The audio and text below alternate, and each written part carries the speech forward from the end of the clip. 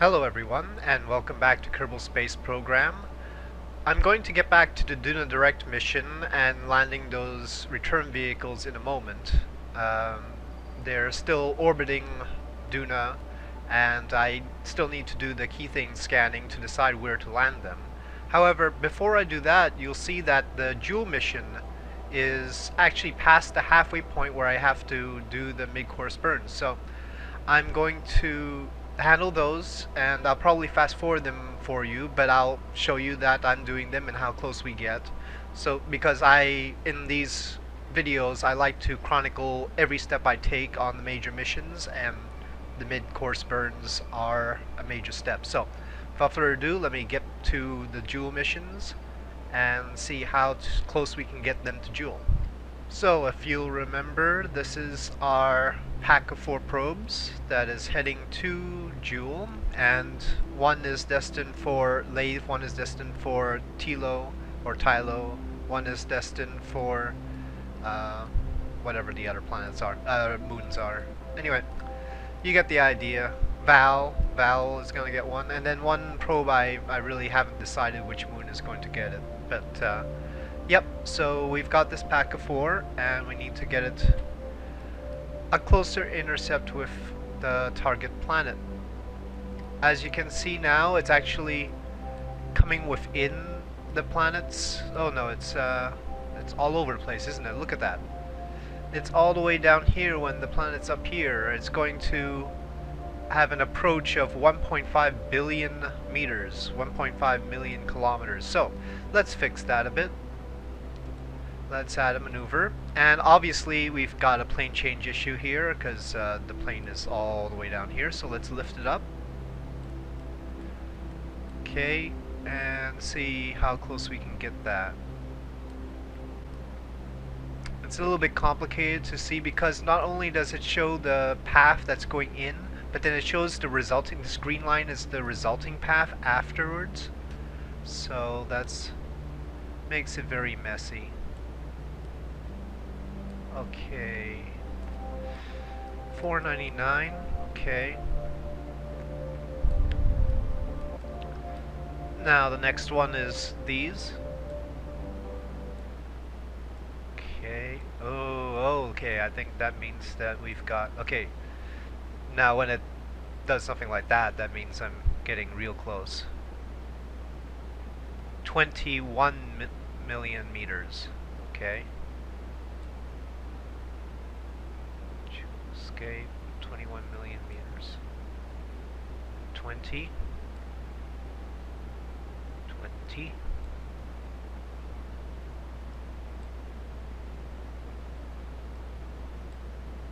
I don't sense I'm gonna get better than 20, but that's alright because we're heading for the moons, we're not heading for Joule itself. So getting within 20 million meters should be fine. Now, because I'm doing this late, I should have done it way back here instead of where I am now. Because I'm doing it late, it's actually going to cost me more delta V than the burns for Duna did. So yeah, I'm going to take this burn as is. Okay, that looks good.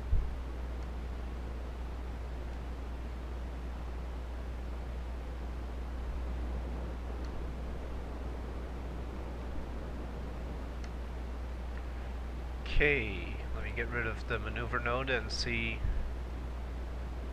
how I can manually adjust. So burning in this direction isn't helping, so I'm going to go over to the opposite direction and then try and see if I can burn to get it closer.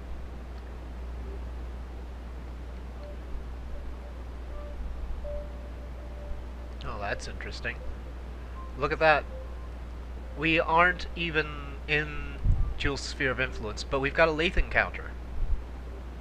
Well, that's fine. That saves plenty of trouble. So I can just launch one of the probes right into a Lathe encounter, and we don't have to worry about that. So I think I'll take this. Okay, the next thing. The manned voyage to Joule. And I think I think Tilo's gravity is a little bit too much. I think that it's going to be aiming for Val. I'll have to double check that, but anyway, I'm gonna switch over to that now. Okay, so here's this magnificent craft. Of course, the standard return vehicle style lander here. Plenty of oxygen for them. Though my theory that they don't use oxygen unless I'm actually looking at them seems to hold. As you can see, the oxygen hasn't been depleted in 100 days. If if they had been using oxygen all this time, then this should have been down at 495 instead of 595. Um, so I mean, 49,000 instead of 59,000. But it's important that we carry enough oxygen just in case, and that we take it all legitimately that they need this oxygen, even though for programming reasons it's not really reflected properly. Okay, and for those who haven't seen the previous episodes, that's the Ion Crew Support mod that I've added that requires the oxygen and carbon dioxide. Okay. So this is going to be a very, very slow burn. So let's see if we can minimize how much delta V it's going to take so I don't have to be sitting here for hours. Again, the further out it flings you, the closer you are to the planet. That's the slingshot effect, right? If you've heard the idea of slingshotting around the planet, that's exactly what you're getting when it gives you that wide orbit afterwards. See, all the way out here because we're slingshotting around Joule. Now, if you want to actually slingshot to a particular other planet, that's much trickier. I'll have to figure out how to do that sometime. I think that would be a worthy challenge. Okay, moon periapsis. Moon periapsis of 1.9 million meters. Do I want that though? That seems a bit close. And I'm aiming for a moon of Joule, not Joule itself. I could use Joule to aerobrake, but that might be counterproductive if I'm aiming for a moon. In that the transfer from Joule orbit to the moon orbit might actually take more delta V than just burning at the moon itself. I'm not sure whether that would be the case. And also, if you get too close to Joule, necessarily your velocity is going to be very high. Oh, a Leif encounter. But I don't want a Leif encounter now, because Leif has an atmosphere and this return vehicle isn't going to be able to handle the atmosphere. Okay, so let's get within the Leif encounter maybe.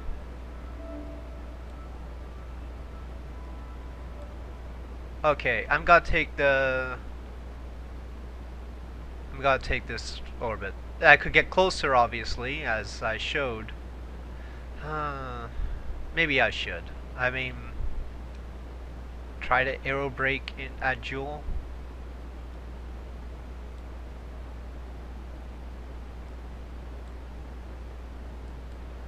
But now the result is that I'm going to be flung into interstellar space.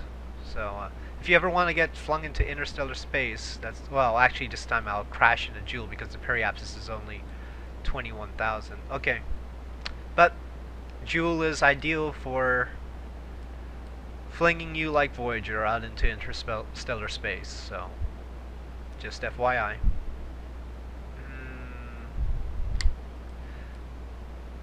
I'm gonna take this burn, but I really need to do my research on the Joule system.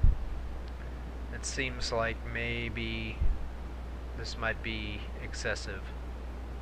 I mean, way too close to Joule. Okay, and burning.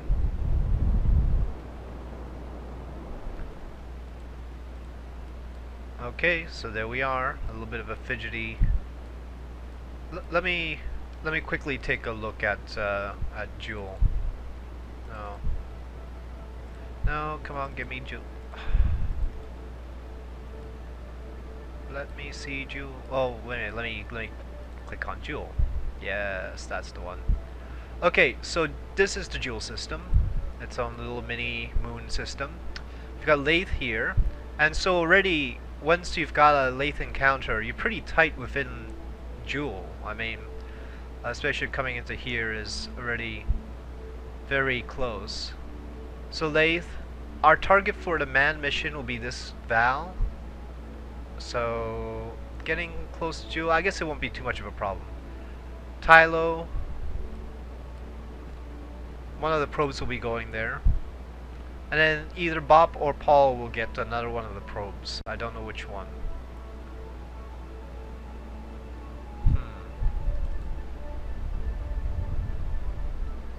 So that's Paul. Very rocky.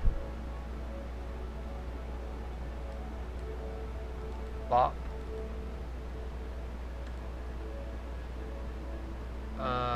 Sort of a lump. I think Paul will be better. Okay.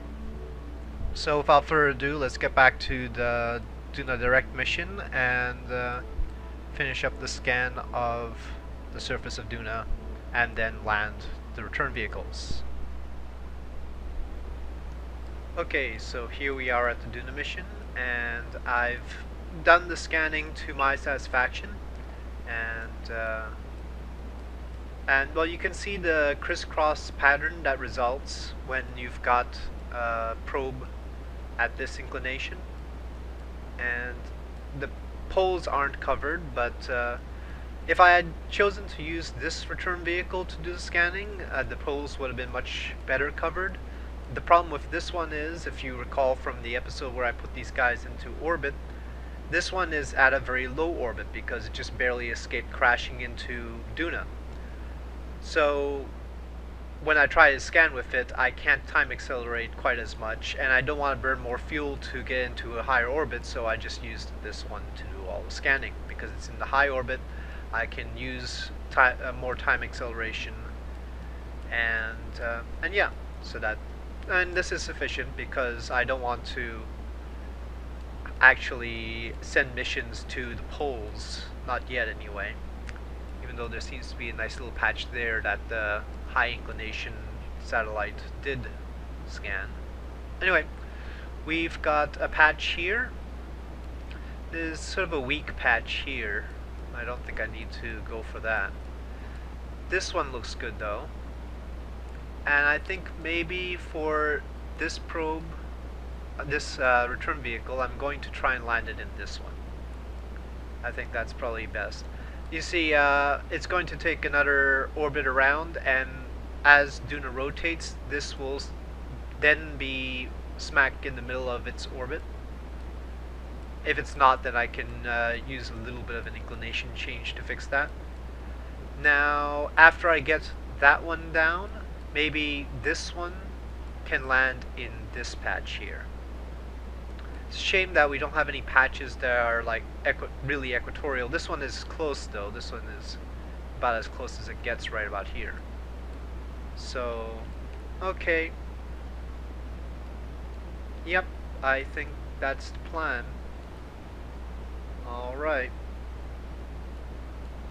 And I'm not gonna try and use regular staging. Regular staging is probably right, but let me just decouple here. Alright, so now we are ready to go. Let's plot the descent.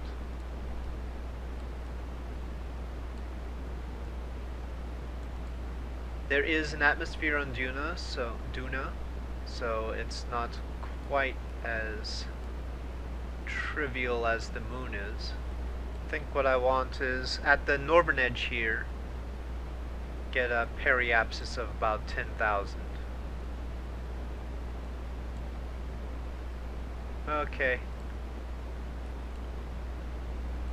And I've still got the key thing detector on. Maybe I should turn it off, I don't know. Okay. Burning. Oh, that's an interesting point. This is gonna be pretty dark when I try to land there.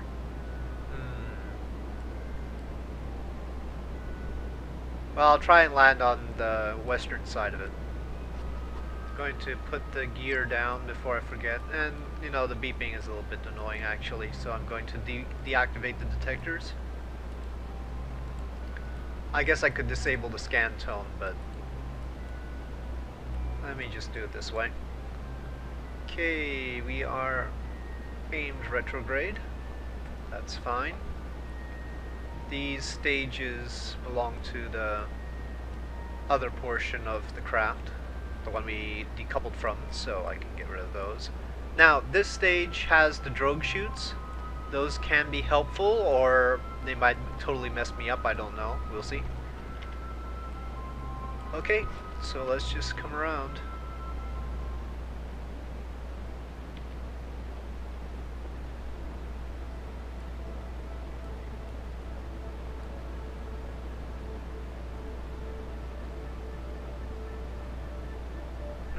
This looks quite high. I think I should start considering my burn, because I don't know what the elevation here is. Alright, looks like we'll definitely hit the keythane patch. Hopefully these no data areas are also keythane rich.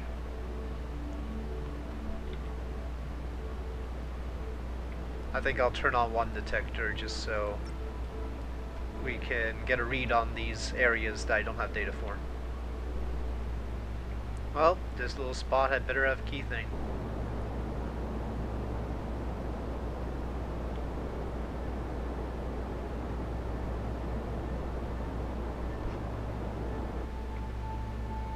Maybe I can...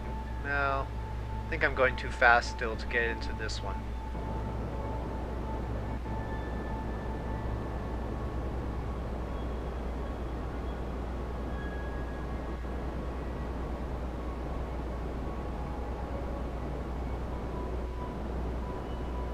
Going to use the drogue chutes now, I think. Do I dare stage? Okay. Well, that'll do it, yes. I'm going to turn off SAS. That way the drogue chutes will help guide me down. And we are in keythane. Okay.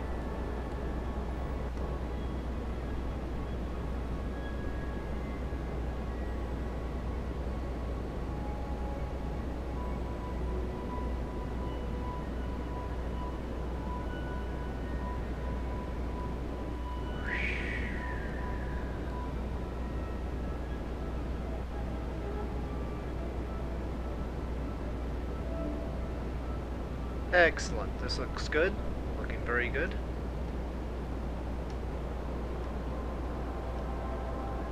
Oh, well. Except there's like tons of smoke. That's sort of not good. Okay, I think I'm going to initiate some SAS now.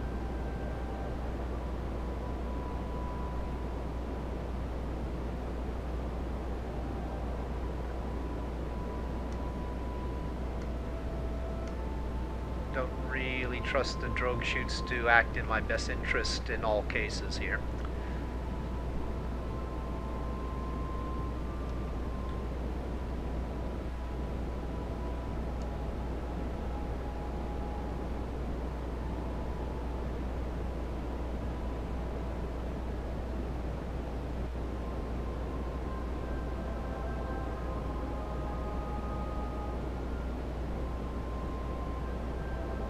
Okay, I see my shadow.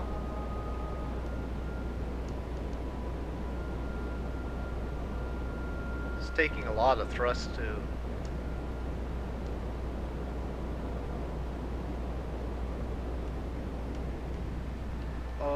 Okay, ladies and gentlemen, we have a return vehicle on Duna.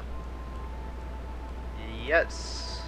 Let me extend the ladder for prospective Kerbonauts to enter their potential ride home, and let's make sure we can fill this spaceship up. Deploying drill, And we have Keithan coming in. And let's make sure all the other functions are available. Yes, we are converting to liquid fuel and oxidizer successfully. Okay, so let me just jump to the map and see where our other... So, we're going to need to let the other one come around a little bit so that it can land in this patch. Let me time accelerate to see how full we can get this while the planet is rotating underneath the orbit of the other return vehicle.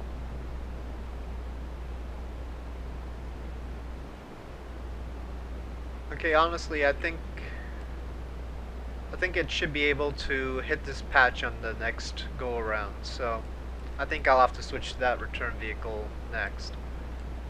So instead of filling it up right now, I'm going to make sure we don't accidentally have any issues like electricity depletion or anything like that. Of course, this is powered with RTGs outboard here. It's also got solar panels, which I should extend.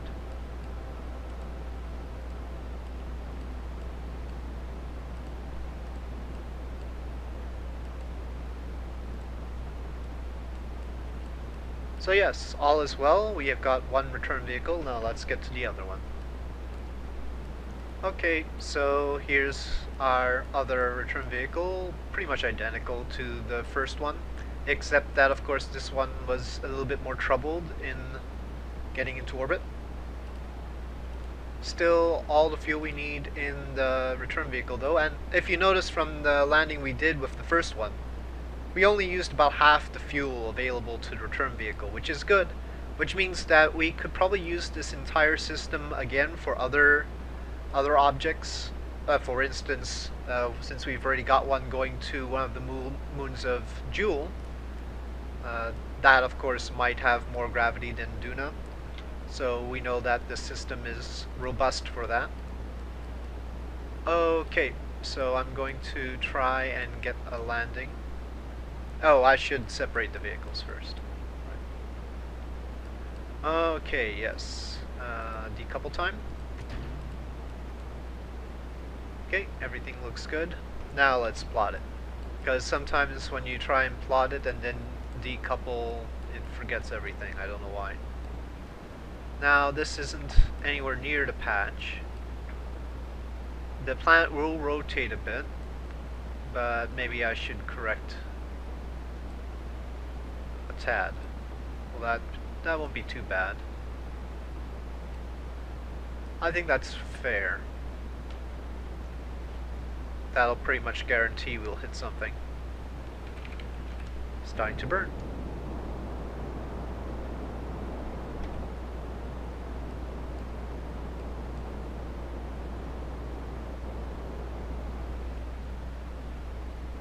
Okay. Let's get the Keithane map back up. Just barely on the edge of it. I hope that's gonna be alright.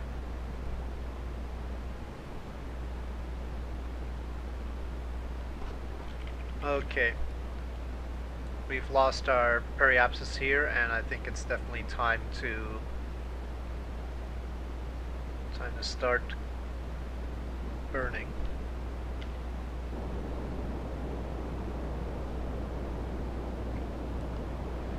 Lots of little artifacts, not the good kind, the rendering kind on Duna.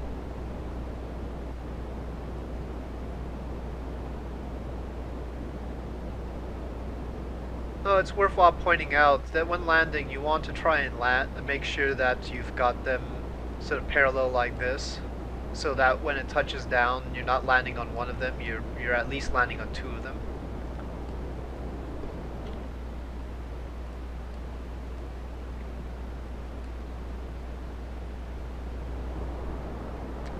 Gonna get rid of the spare stages again.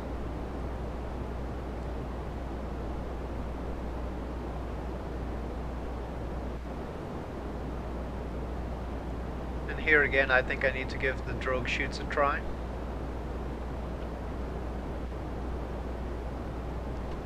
Gonna let go of SAS.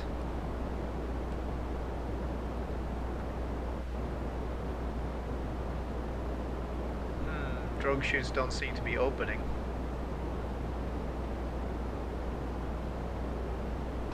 So I'm gonna put SAS back on.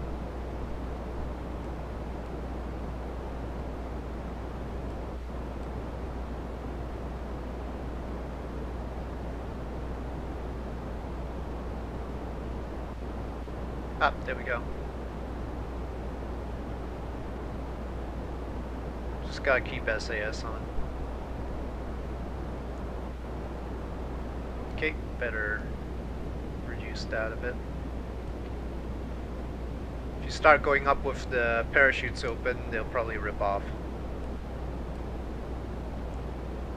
Not that that's detrimental at this point with it going so slow. And this is actually why we carry so much fuel, because if I knew exactly the elevation of the surface, I wouldn't have to burn like this cautiously and keeping it on like this. But since I don't know the elevation of the surface, I do need to be this cautious.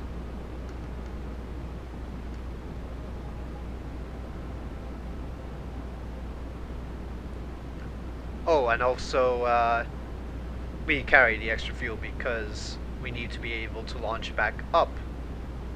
And going back up, we do not have the benefit of the atmosphere being on our side. When we're trying to slow down, the atmosphere is on our side. When we're trying to get back into orbit, it's not.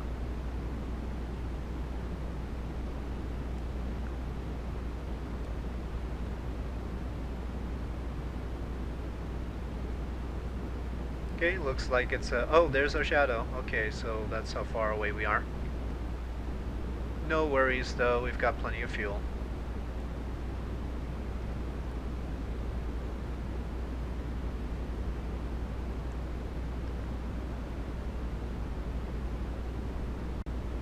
Oh, where did the shadow go? Oh, okay. Just sort of re-rendered for a sec there.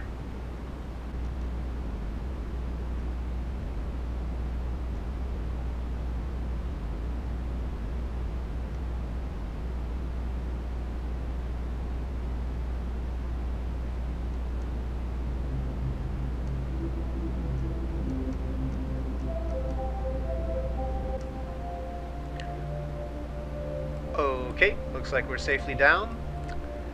Extending our ladder. Extending our ladder. Checking that we are in Keithane area. Certainly. So we don't need the grid anymore. And let's set the drill to do its job. Get the panels out.